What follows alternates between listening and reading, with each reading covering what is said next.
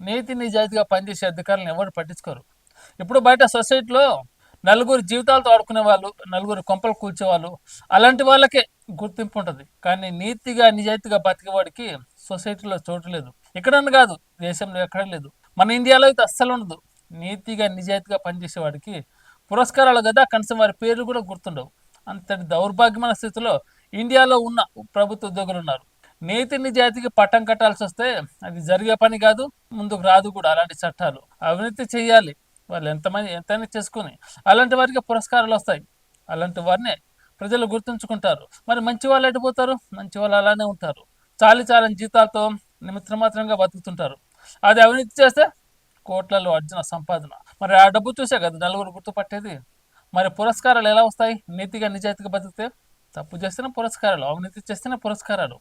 అలాంటి పురస్కారాలు ఇప్పుడు చాలా మంది అందుకున్నారు. ఇప్పటి నుంచి కాదు, ఎప్పటి నుంచో ఇదే తంతు కొనసాగుతుంది మన ఇండియాలో ముఖ్యంగా.